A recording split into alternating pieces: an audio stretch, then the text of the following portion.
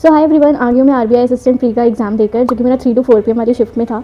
So paper जो खुलने का सीक्वेंस होता है, तो पहले इंग्लिश था, then cons, then reasoning. So English की अगर बात करते हैं तो पेपर बहुत ईजी था, मतलब डुएबल था। 20 मिनट्स के टाइमर में मेरा 16 मिनट्स में पेपर हो गया था।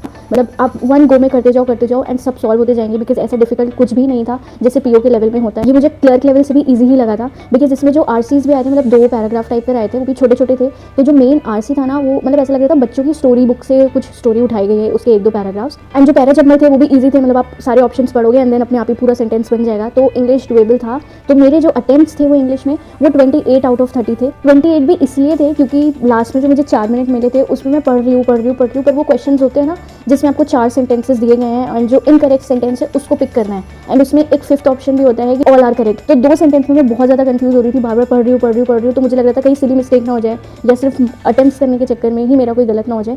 एंड जो 28 करे उसमें मैं 99.9% तो श्योर हूँ ही कि सब सही थे, क्योंकि बहुत ईजी और बेसिक लैंग्वेज थी। एंड अब कॉन्ट्स की बात करते हैं तो कॉन्ट्स में 35 में से मेरे 25 ही अटेम्प्ट्स हुए हैं, 25 ही मैं सॉल्व करवाई थी। बट अगर जिसने अरिथमेटिक बहुत अच्छे से प्रिपेयर करी है, प्रॉपर टाइमर लगा कर क्वेश्चन सॉल्व करते हैं, तो उनके लिए भी ये बहुत ईजी पेपर था कॉन्ट्स का। हाँ, एक टाइम एंड वर्क का क्वेश्चन आ रहा था जिसमें बहुत लोग अटक रहे थे, मतलब मैंने सेंटर के बाहर आके भी सुना था, सब कॉन्ट्स की बात कर रहे थे कि थोड़ा सा डिफिकल्ट थे वो क्वेश्चन।